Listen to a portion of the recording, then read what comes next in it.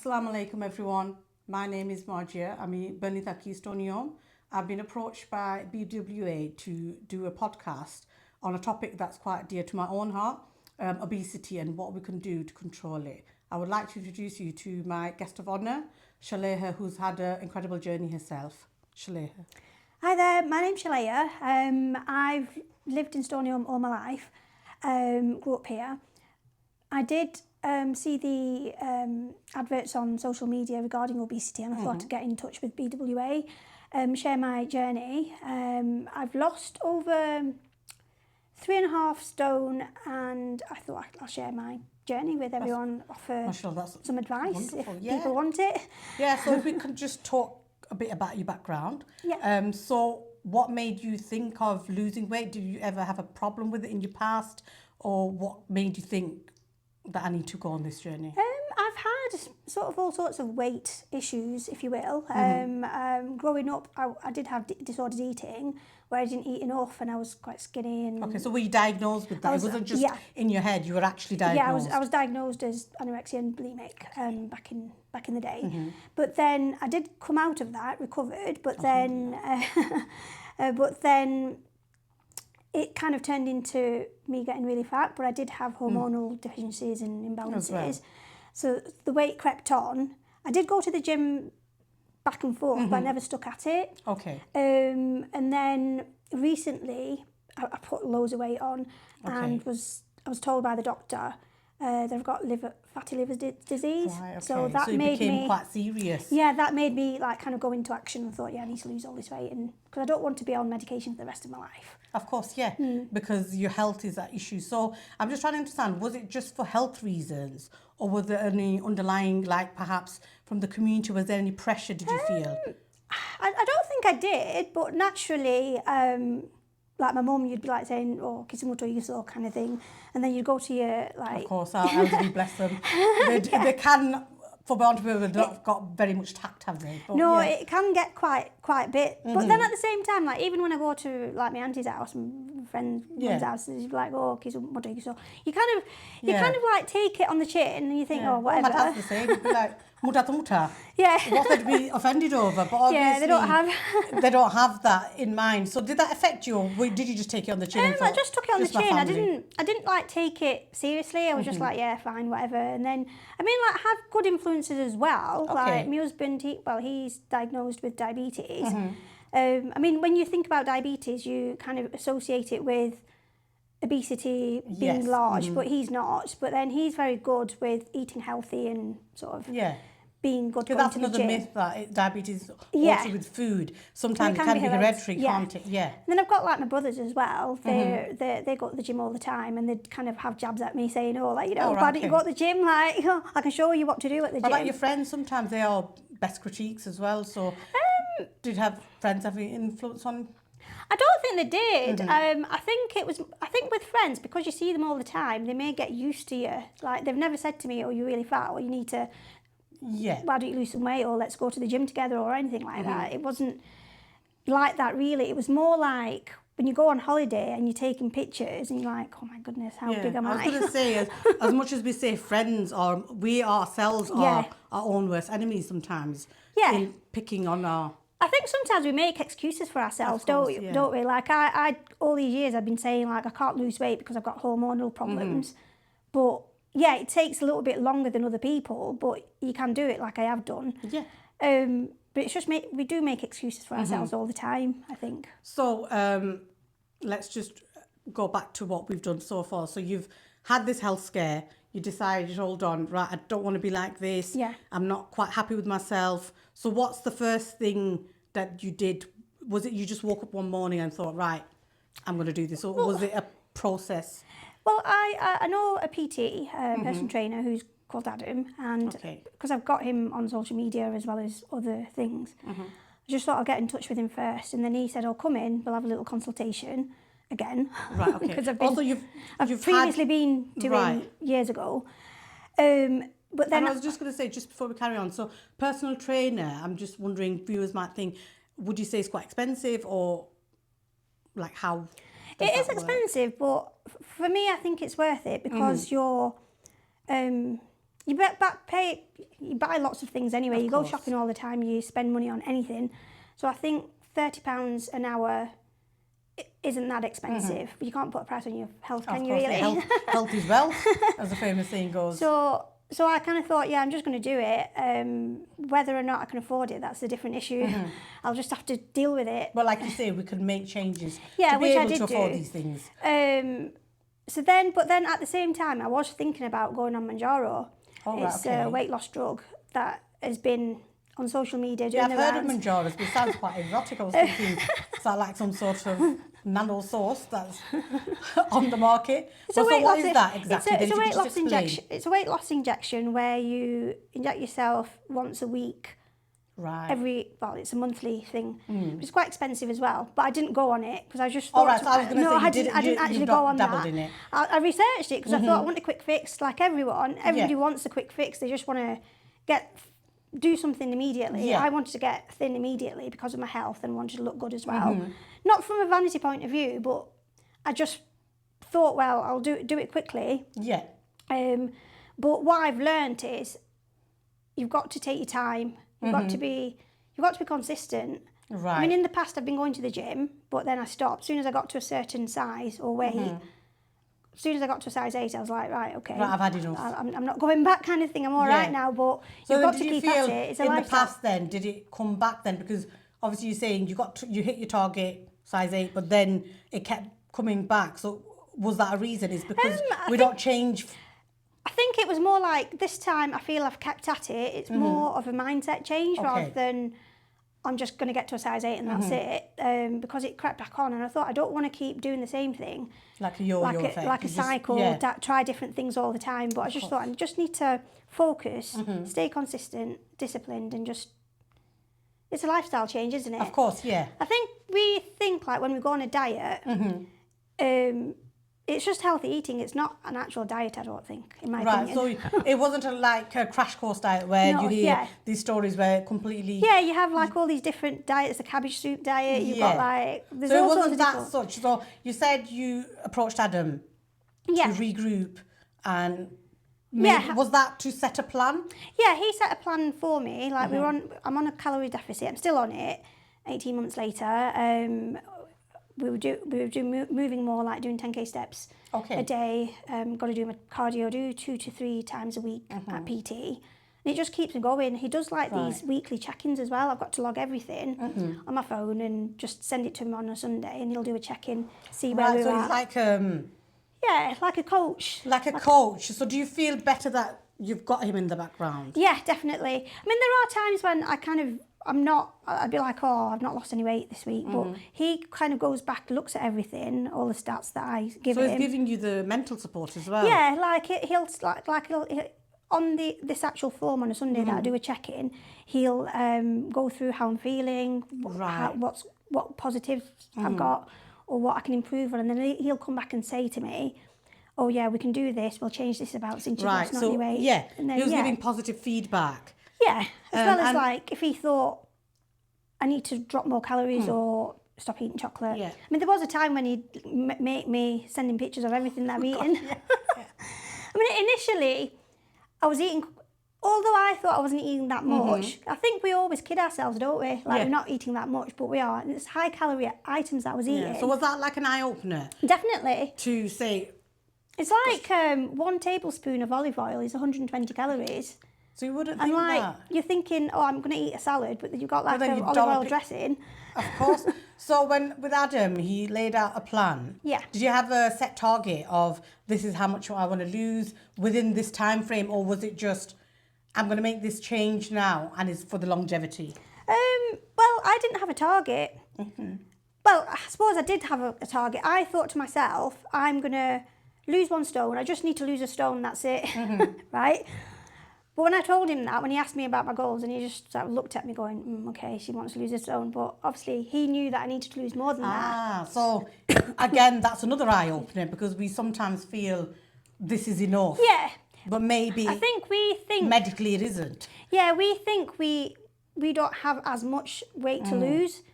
So like I was saying, I thought, yeah, I'll lose a stone, I'll be healthy, but and I thought, like I said, I thought I was eating less than what I was eating. So when I was logging everything on this MyFitnessPal app, it showed how much I was eating, and then. So you were educating yourself, yeah, as well as going on this journey. That's good definitely.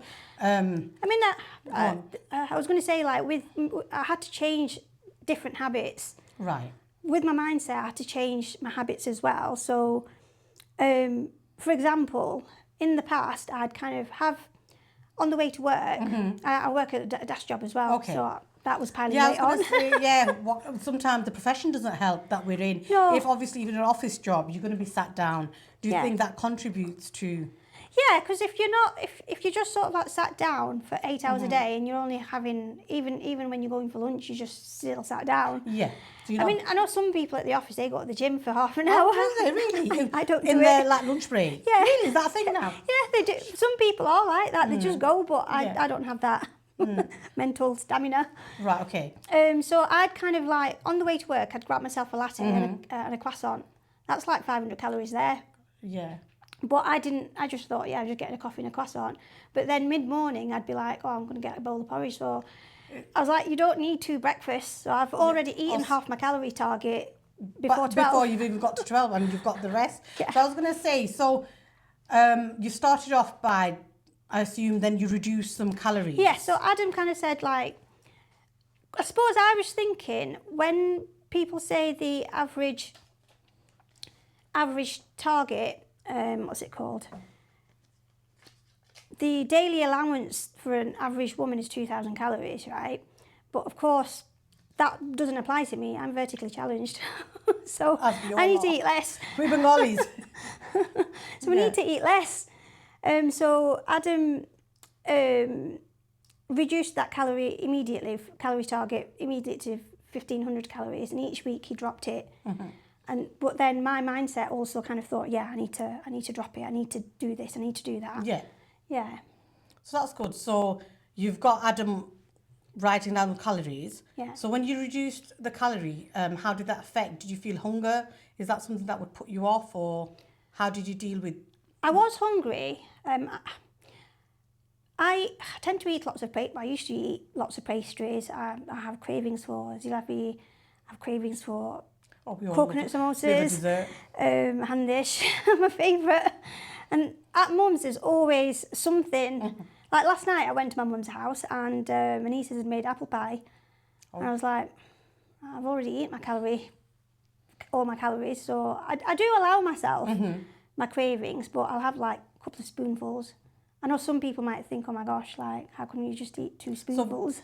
Well, do you think that's a sacrifice you had to make? Were you happy to make that sacrifice? I think so. Knowing that I didn't want to have liver issues, it kind of made it okay that I can do that. And I did substitute that. It's just changing certain things. Like, I don't eat chocolates anyway, but I do eat a lot of sweets, like Haribos and whatnot. But I've substituted that with dates. Okay. I'll have a couple of dates instead of like a bag of sweets. All right. Okay. So was it drastic changes? Was it No, small? It's just changes? small changes, but making it every little thing adds up. I can't get my words out. But yeah, so like I don't tend to eat a lot of rice anyway, but then sometimes you have that rice and curry. You want rice and curry, don't you? As being Bengalis. Like, that's our worst enemy, rice. Like meat and potatoes with rice. So I'd kind of think, right, how can I make this a bit more healthier? So I'd get you can get cauliflower rice from Holland and Barrett. All right. So I'd use have 1 cup of rice, normal rice, and then 1 cup of cauliflower rice, just to bulk it up, but reduce the calories. So you don't feel like you're not at rice? So you still got the flavour of rice? Yeah, you still got the flavour of rice, but it's built up with like low calorie rice. So yeah. So I was going to say the next thing as well. So these low calorie rice, and be honest, how did they taste? Not great, to be honest, but that's why I was mixing it on with normal rice, just to have that like, oh, I'm having rice. But then with our Bangladeshi diet, hukti shira is probably the healthiest. I don't eat hukti shira, by the way, but it is probably, I tried to make myself eat it. Like a vegetable stew, isn't it? Yeah, I tried to make myself eat it because I'm thinking like, oh, it's healthy, so I'll just eat it, but I don't like it. But then I suppose you can't eat it on its own. That's the problem. No. You'd have to add the carb. But then that's the thing. You don't have to have 3 plates of rice. You can have 2 plates of rice. Of course. Like, so I think we need to be mindful as people. Like I know we're hungry or whatever, but then just if you're mindfully eating, then you know when you're full. Right. Rather than thinking, oh, really. So it's just taking the time, really. Just like Yeah, making, and I think I know making what you mean. substitutes. Like, you know, when you're cooking a meat curry, for example, the recipes or our mums will just put in like maybe 4 or 5 tablespoons of oil. You can reduce it and just have 2 tablespoons maybe. Yeah, and those are the changes I made. Yeah, and those little changes I don't think would drastically change the flavour as well, would it? No, it doesn't. But also I think me and my husband, we tend to eat a lot of vegetables these days, which I don't know, it's just a mind thing. I don't know whether it is healthier than meat. You still need meat in your diet, but for me it just feels like eating vegetables and lentils is a lot better. So you're still trying to have a balance. So when you say vegetables, is there a certain vegetables that are better than others, or would you just say always have a variety? I think always have a variety, but I suppose like if you go if you want to be volume eating, broccoli's probably best. Right. Because then it's less calorie food, but lots of it, so you feel as though you've ate loads. It's like strawberries, for example. You can have, or even raspberries, you can have like a whole punnet of fruit, and it'll only be like 100 calories. Yes. It's really low calorie. Put some, drizzle some honey over it. Got nice dessert. All right, yeah, that's interesting to say because you wouldn't think of that. Yeah. So did you then make a list of did you become really calorie conscious and was writing every single thing down? Yeah, like I was saying, I've got my fitness pal. I log everything there. I weigh everything as well, just so that I know how much I'm consuming. Really, I know that can be tedious for a lot of people. Okay. A lot of people will find that tedious, but I think initially I started just halving everything. Right. So instead of having, say, for example, a plate of rice, like a normal plate of rice, I just have half a plate of rice and half the curry. Or like if I've gone to Nando's, for example, I'll try and pick out the less calorie, because everything has calories on it. Yeah. I just choose like the lowest calorie. So on this journey by now, do you know off your head, you don't have to keep consulting, straight away. So is how we change our habits, then they become a lifestyle, don't they? Yeah, they do. Like I know like a medjool date from Sainsbury's is 30 grams of that is 64 calories. So I can have 1.5. Why not? Yeah, you've earned it. So if we can touch upon then, shall we just say, let's talk about a typical day. So when you wake up, what would your meals consist of? So as soon as I wake up, I have a glass of water with lemon, because I just think it just flushes stuff out. And I'll have my multivitamins. And then when I get to, I don't actually eat anything. When I get to work, about 8:30, I'll make myself a protein shake with a bit of coffee, just to wake me up a little bit. That keeps me going, and then about sort of 10, half 10, I'll either have another latte or I'll have a piece of fruit. I don't like to have everything at once, because I just like to space things out, because I think if I eat, like say if I had my protein shake and a banana together, then if I get hungry, then I have to eat more calories, so I just space it out. That makes sense, because then you're not going for a long time without food. Yeah. It's little but often. Yeah. Seems to be the key. That's how it's worked for me, because I just think how many calories can I have, kind of thing, what have I got remaining. And then about 1 o'clock I have my lunch, and I always make sure, I used to always eat out for lunch, which can have lots of hidden calories. So now I take my lunch with me. I tend to make either like fried rice with my cauliflower rice, and I have tuna. Just mix that up. It's very boring. The thing is, when you're trying to lose weight, what you eat is very boring. Just be completely honest with everybody. It's very boring. It's small and boring, and it's, for me, it works, but I don't know how it will work with other people really, because I'm quite easy with my eating. So what would you suggest for other people then if they did find it boring? How would... I suppose you can vary it up. You've got to make sure you're putting the effort into making cooked food rather than thinking, oh, I'm just going to get fried chicken tomorrow. Do you know what I mean? Yeah, of course, yeah. I was going to say... Because you might think like, oh, I'll just go and get a sandwich from Boots or something, or get one of the meal deals, but they're quite calorific as well. It's the easy option though, isn't it? Yeah, it's the easy option. So you've got to make sure you're doing your meal preps. Like I'll always make sure I've got a couple of days worth of food already made, so then I can just quickly take it with me. Oh, that's a good idea, forward planning. I was going to just touch upon our own community. I know, obviously, we're both Bangladeshis. Does the time of when you're eating, so I know you said breakfast, lunch, evening, but I know we're notorious for eating late. Yeah. Did you change that, or have you always ate early, or? I guess me and my husband, we have eaten generally early. Because of his diabetes, he also has like a set way of eating. We're a bit geeky like that. Well, that helps though, because you're both on the same page. It helps, but in the past it hadn't, because I was just like, oh, I'm not taking any notice of it and what he's eating. But I've always kind of thought, oh, he's quite healthy, I'll do it, but I never stuck to it. Right. So he's always like, he eats about 6ish, and then he'll have like a couple of pieces of fruit about 8 o'clock, 9 o'clock with a green tea. So he's got himself into a bit of routine. So I've kind of thought, naturally, we both eat together about 6 o'clock.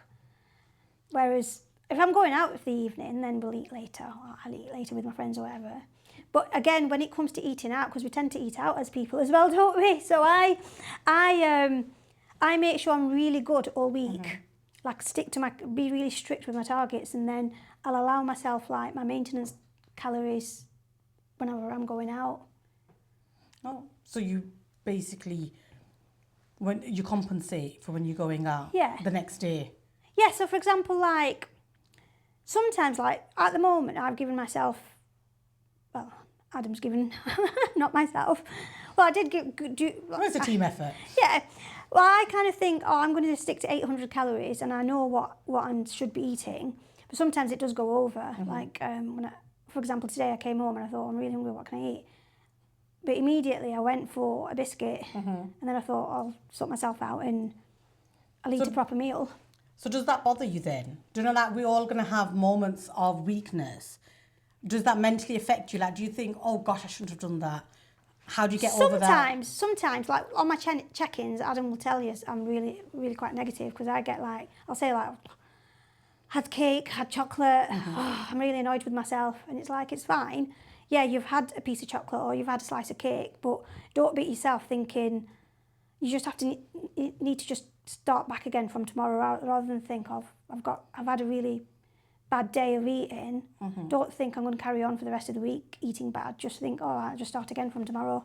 Well, that's a good mindset. So I haven't changed my mindset to think that. Excellent, yeah. Whereas in the past, I'd be like, oh, well, I've eaten today, all of this today. I'll carry on eating something else heavy tomorrow as well. But now I think, no, it's okay. We'll carry on from tomorrow. So you mentioned at the beginning it was a slow process of losing weight, because you said we all want instant fixes, which is why you were looking at Manjaros. Yeah. So did it put you off, or did you have any moments of, oh, I can't be doing this, I'm not losing enough weight? Were there any moments where you felt like giving up? I mean, yeah, there was. I mean, in 2000, this last year actually, I lost my job, the previous one, and because I wasn't doing anything, I knew I had a job starting in January, so like November, December, I didn't have a routine in my life, and it was really quite difficult thinking, oh, I've got to motivate myself to do this today, or I've got to go to the gym today. Like, I had to really get myself out there for a walk to do my 10,000 steps. But it was getting to a point where I was just like, because I was out of routine, I was waking up a lot later, and then I was just like, oh, I can't bother today. I'm not going to go for a walk today. I'd constantly ring Adam up going, I don't think I'm coming in today. But then that would also make me think, oh, he's going to charge me £30 if I don't go. I was going to say, so that was like, I was going to say, how do you get out of the rut? But then maybe that's where Adam's come in, the PT has come in, where if you didn't have anyone... Yeah, I'd get fat again, I reckon. you really believe that? Yeah, I do. It wouldn't have worked. It wouldn't have worked at all because he was like, he'd like say, well, that means that you're going to lose out on £30. You don't have any money at the moment because you've not got a job. Yeah. And you're going to lose out on this £30 that you're not going to come to the gym. And then he said, he used to kind of send me an alarm about 10 o'clock saying, go do your cardio. So that really helped me. I really appreciated that because I was just like, I'm not going to do it today. I haven't got a plan to do anything today. So he'd like kind of send me an alarm saying, go to the gym now. Yeah. So I'd go. So what I'm hearing is personal changes can affect definitely your journey as well. Yeah. Even sort of positive things, just going on holiday because you've got. I was going to say it could be the other way as well. You're going on an like you're looking really good. You've lost all this weight, and then you're going on an all inclusive holiday, and you want to eat everything. So, it's do you just think again. that's I think that might put people off because do you feel like you can't enjoy your food No, you anymore? can do because I kind of allowed myself to go on holiday, enjoy my weeks or 10 days holiday, wherever it is that I've gone to, and then come back and thinking, right, I need to refocus. I mean, when you come back, all the food that you're eating, like the water weight, everything, when you go on the scales, that's another thing. I weigh myself every day. Right, okay. Again, it's another tedious thing, but it helps my mental health to kind of think, right, because if I see like something's crept up, I think, I need to focus. And if I see like a lower, then I think, carry on doing what I did today. But coming back off holiday, when I used to get on the scale thinking, I've put on 2 kilograms, for example, I used to think, I've put so much weight on. So what I'm saying is, so when you were on holiday, you didn't do the calorie counting? No, I just carried on as. I mean, you kind of get used to, as you're losing weight, your appetite shrinks anyway, so you're not eating as much. You get full up quite quickly, so that's a positive thing. Yeah, so as you're losing weight, your appetite gets Yeah, less. because you don't need as much energy to do things, so you don't need to eat that much. Like, say if I was eating 2,500 calories when I was larger, now my body only needs, 800 to 1,000 calories. I mean, I do get hungry at times. I do get really hungry, but sometimes I think I'll just go to bed. It's 9 o'clock, 10 o'clock anyway, I'll just go to bed. If I go to bed, I won't have to think about food. Yeah. And that's worked. So do you think you've reached your ideal weight, or do you feel you've become almost quite addicted? Yeah, I would say so, actually.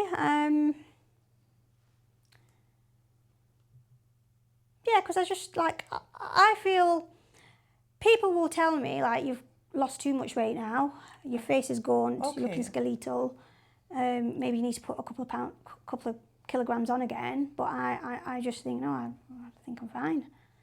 Just today, my friend texted me, actually, because we were talking about Ramadan and, like, what my strategy is to lose weight then, or am I going to maintain? And I was just like told her what I was going to do, and then she went, you're losing far too much weight. I think you need to stop now because you might get into your disordered eating again. I see where she's going with that, yeah. But for me, I think I still have quite a lot of fat to lose according to the BMI. According to the BMI, my weight should be between 6.5 stone to 7 stone. Really? And 7.5 stone. 6.5 to 7.5. I don't know it in stones, I know it in kilograms. Just say whatever you're comfortable So with.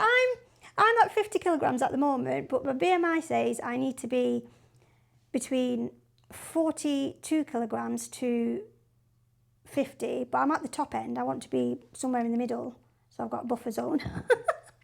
So when your friends say these things, does that have a negative impact on you? Sometimes it gets my back up because when I was like 72 kilograms or 74 kilograms, whatever I was, nobody told me that I was large, I was obese, that it was always like, you're fine as you are, you're only small. But I suppose I did disguise it quite well because I worked in fashion all my life and I know how to dress myself. Maybe that was it. So when people tell me, like, I'm losing too much weight, it just bugs me a little bit sometimes. I think it gets my back up in the fact that they didn't tell me that I was fat. But now that I've lost weight, you're like telling me I'm too skinny. But maybe also you're thinking, I've done all this effort into losing weight and you're telling me Just tell me I look good. Yeah. Because this is the reward, but then it kind of probably takes away a bit from the reward of feeling good. Yeah, I think so. But I do think maybe the heart's in the right place, but you're just saying, sometimes you just think, back off. Yeah.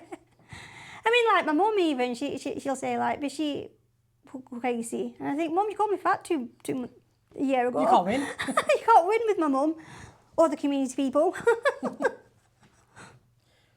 So, when do you think you'll stop? Or is this, you're done now and you're just going to carry on maintaining it? Or do you want to carry on, given that what people are saying, do you want to still carry on losing? Yeah, I think so. This is what me and Adam were talking about yesterday when I was at PT. He was like, so what are your goals now? So I was like, well, I know still got quite a lot of body fat. I might be slim and look good, but I still, for my own self, not for other people, but I know I've got visceral fat. And if that can still cause disease, even though I'm thin, the visceral fat, because I carry weight around my belly, it can cause other diseases. So I was saying that I'd like to carry on losing the body fat and then maybe build muscle so I can then increase what I'm eating and look better. If we could just rewind back a bit, if you don't mind. With Ramadan coming round the corner, I just recalled that your friend said something about Ramadan to you. Would you like to? Yeah, it's because last Ramadan, I continued to be on a diet, or change lifestyle, I like to call it, rather than diet. I carried on, and I think I lost majority of my weight in Ramadan, actually, because I was still continuing to train as well as do my 30-minute cardio each day.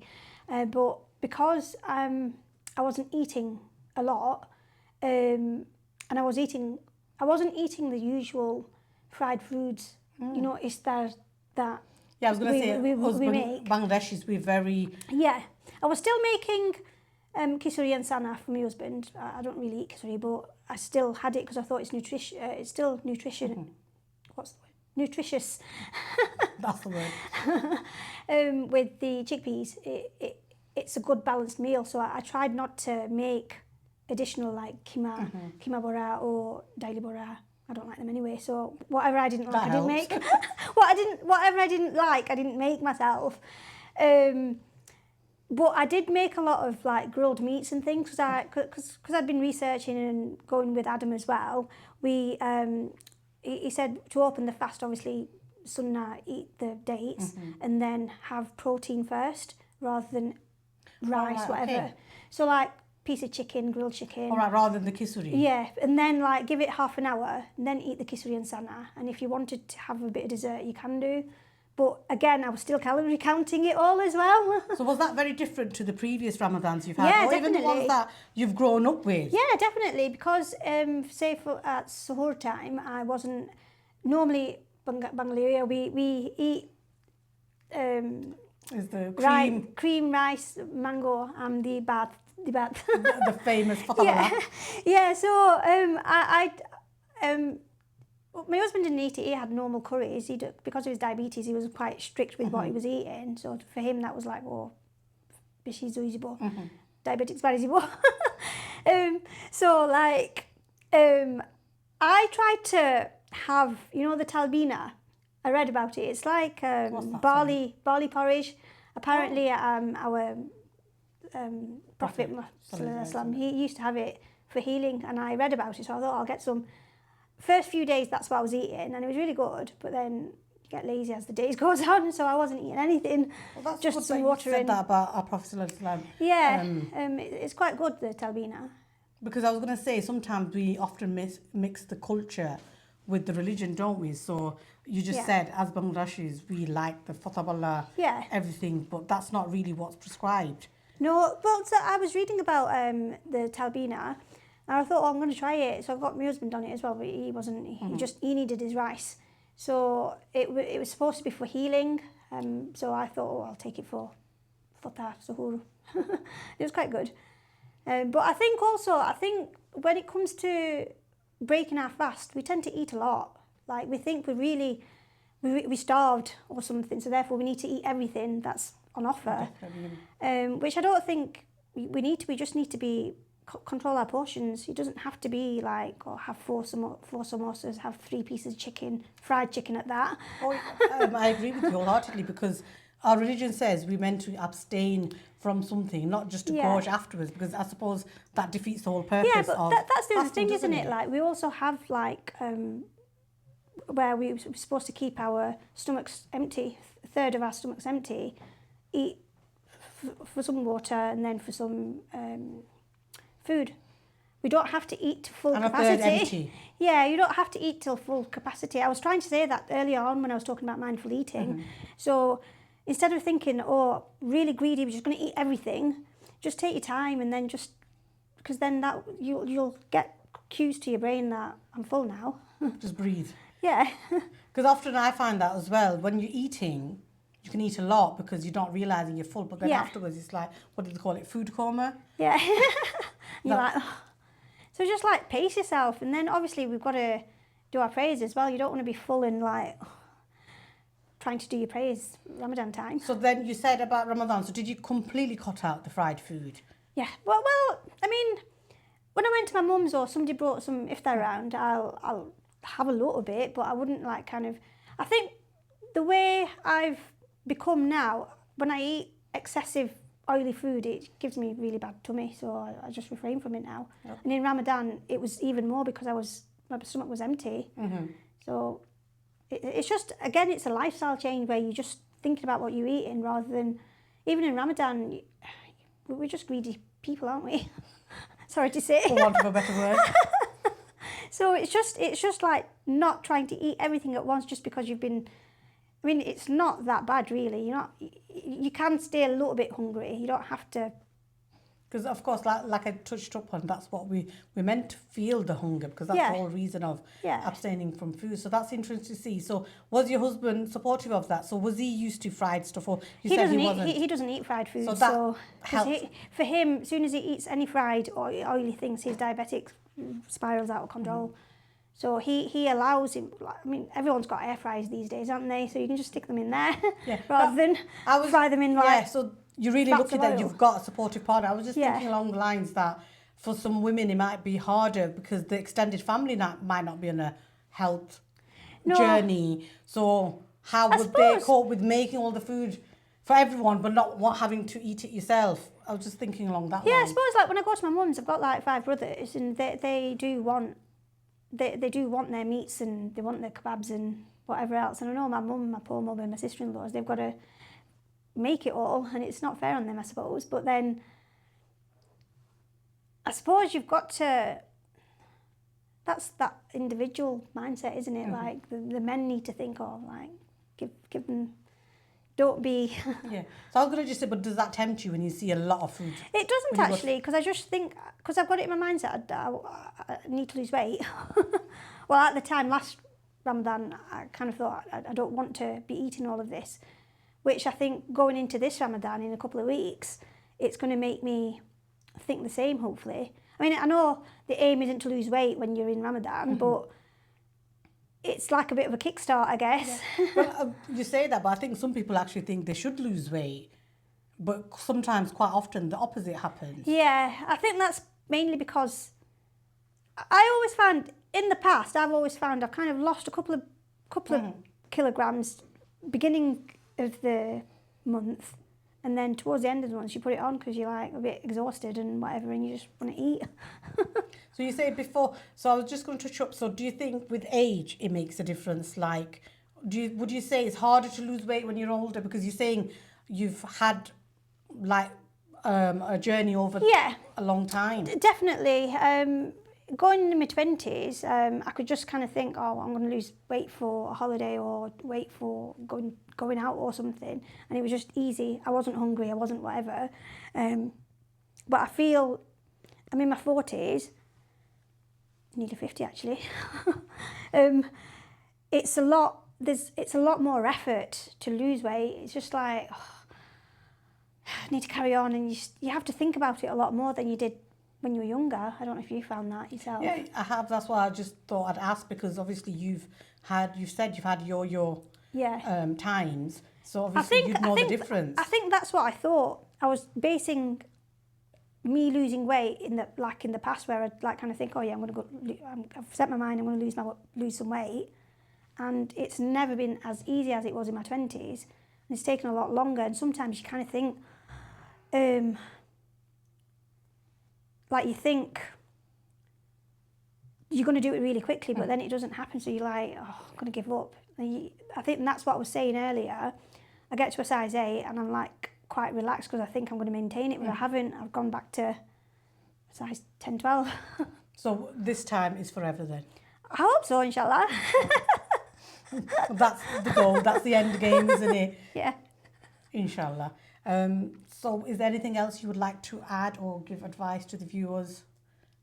Keep consistent and just be, I wouldn't like to say disciplined, but when you are disciplined a little bit, you see the pounds coming off, it motivates you even more to do it. But you have to be consistent, you have to carry it through, not think, I'm going to do it for this many times, this long, I'm going to get to size 8 and then that's it.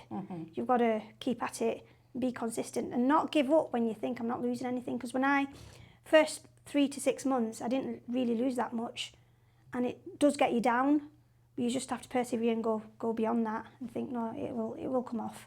Yeah, so do you think you've reached a stage now where it's become part of your DNA, you don't think about it as much, it's just become like... Yeah, I probably do my friends' heads in when I go out, because I'm like, oh, I don't want to eat this, or I don't want to eat that, I don't want to go out. Or like if my friends say like, let's go for a coffee, and then they're like, oh, shall we have some lunch? And I'm like, I don't really want to eat.